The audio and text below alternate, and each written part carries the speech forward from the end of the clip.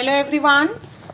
तो अभी हमने अपने लास्ट वीडियो जिसमें हमने मोमेंटम स्टडी किया है उसमें हमने देखा है कि न्यूटन के सेकंड लॉ का कॉन्सिक्वेंस है F इक्वल टू ma। अब देखिए, अगर मैं आपको कहती हूँ what is Newton second law, तो आपको कहना चाहिए force is equal to rate of change of momentum. dp को हम कहते हैं चेंज इन मोमेंटम। तो एक बात बताइए, आपको मैंने मोमेंटम का फॉर्मूला बताया है ना, what is p is equal to mass into velocity. तो अगर फाइनल वेलोसिटी v है किसी बॉडी की और इनिशियल उसकी वेलोसिटी u थी, तो क्या मैं dp का फॉर्मूला लिख सकती हूँ mv माइनस mu। देखिए, मैं आपको सिर्फ अभी मोमेंटम पे चीजें बताना चाह रही हूँ क्योंकि ये बहुत इंपॉर्टेंट होता है। बच्चे इससे रिलेटेड न्यूमेरिकल नहीं कर पाते हैं और ये सबसे इंपॉर्टेंट है लॉज ऑफ मोशन में। और आपका जो डीपी चेंज इन मोमेंटम आया है वो न्यूमेरिकल में अगर आपसे पूछता है तो आप क्या कहेंगे, mv यानी किसी बॉडी का फाइनल मोमेंटम माइनस mu यानी बॉडी का इनिशियल मोमेंटम। ठीक है, एक चीज आपको ये पता चली। दूसरी चीज मुझे पता चली है कि F is equal to ma, है ना। तो F जो फोर्स है उसका यूनिट हम कहते हैं न्यूटन, जो साइंटिस्ट के नाम पे ही पढ़ा है, जिसे हम 1n लिख सकते हैं।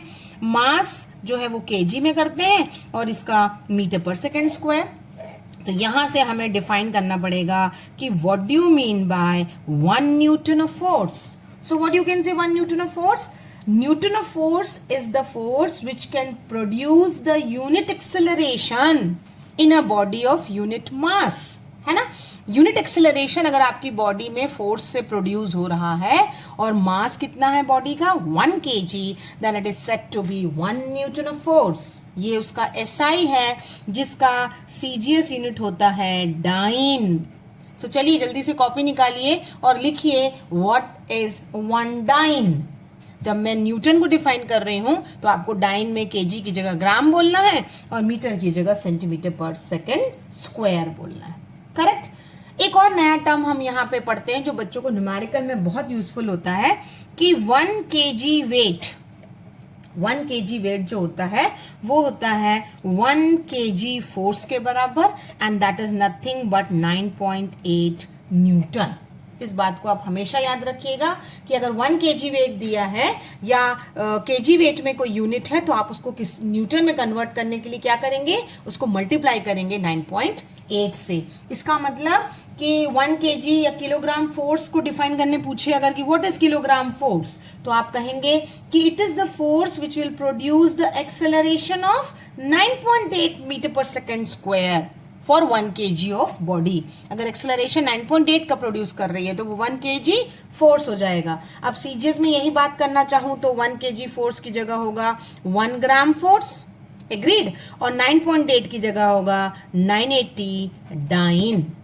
So this is how now new terms you have studied कि what is change in momentum। change in momentum का फॉर्मूला है mv माइनस mu। फिर आपने कहा F equal to ma, mass into acceleration, और आपने ये भी देखा कि यूनिट ऑफ फोर्स न्यूटन और डाइन को कैसे डिफाइन करते हैं। अब और न्यूटन और डाइन के बीच के रिलेशनशिप को याद रखें तो आप कहेंगे कि 1 newton is 10 to the power 5 dyne. अब जो बच्चे 9th में हैं वो इसे बाय हार्ट कर लीजिए, लेकिन जो बच्चे 11th में हैं उनको मेरा एक डायमेंशनल का थर्ड एप्लीकेशन का वीडियो देखना होगा जिसमें हमने conversion from one system to another system किया है।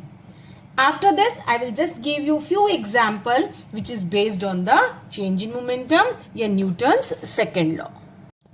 Now let me discuss some of the very basic example. आपको मैं हमेशा कहती हूँ try to study the physics from your related daily life। ये जो होती है ये आपकी applied physics है 9th में और 11th में।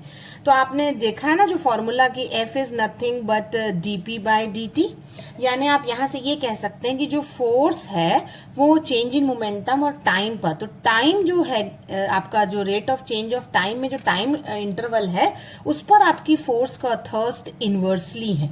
ओके, यानी टाइम इंटरवल अगर आप बढ़ाते हैं देन फोर्स का थर्स्ट कम हो जाता है, और अगर टाइम इंटरवल कम करते हैं तो फोर्स का थर्स्ट ज्यादा हो जाता है।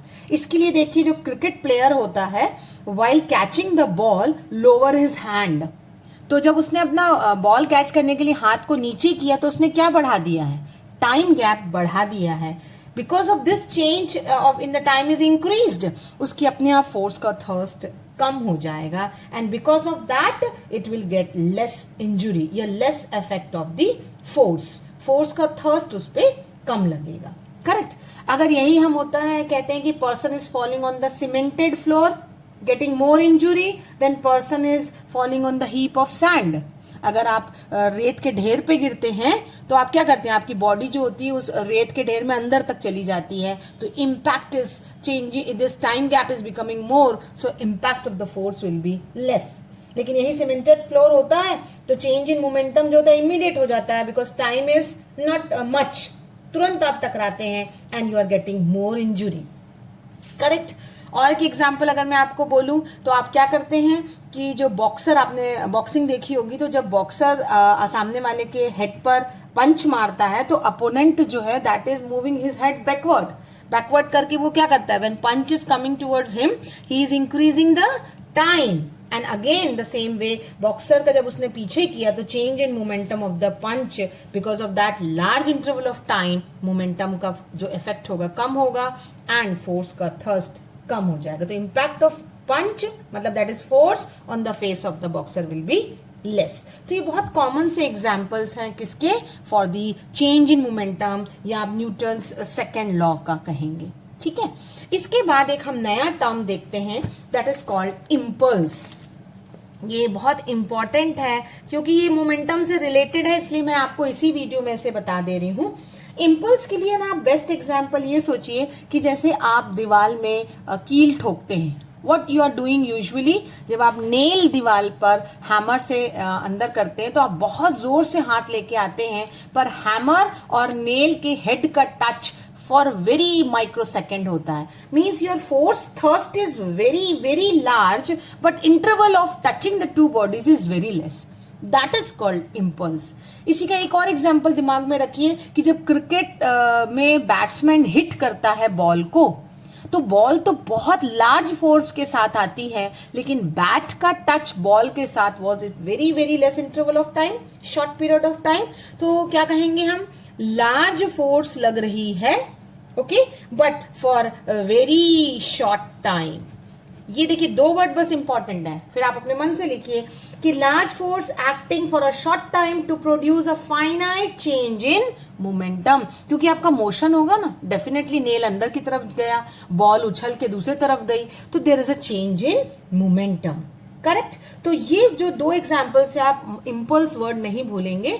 तो इम्पल्स इज नथिंग बट, अब इम्पल्स को हम डिनोट करते हैं जे से, तो impulse is nothing but large force in the short interval of time. तो जे जो होता है वो F इंटू डी टी होता है, और देखिए अभी मैंने कहा ना F is equal to D P by D T, तो मैं इसे क्रॉस मल्टीप्लाई कर दूं अगर, तो क्या होगा, I am going to have impulse is force into time, इसका मतलब force into time is change in momentum, in other word impulse is change in momentum, और change in momentum का भी एक और फॉर्मूला है mv माइनस mu। करेक्ट। तो ये जो है आपके न्यूमेरिकल में बहुत यूजफुल होगा। तो अगला वीडियो जो मेरा रहेगा ये आपको देखिए 9th और 11th के बेसिक के लिए है। आप इस पर बेस्ड न्यूमेरिकल जो है वो 11th लेवल में थोड़ा ज्यादा करेंगे और 9th लेवल में बहुत बेसिक रहेगा। तो न्यूमेरिकल के वीडियोस जो मेरे अलग अलग क्लास वाइज आएंगे, but this is the common topic, till this you have to study for your 9th as well as for your 11th, impulse and momentum. जो नेक्स्ट वीडियो मेरा अपलोड होगा उसमें मैं आपको कंजर्वेशन ऑफ मोमेंटम बताऊंगी, जो कि अगेन बहुत इंपॉर्टेंट टॉपिक है for the numerical point of view. Thank you everyone.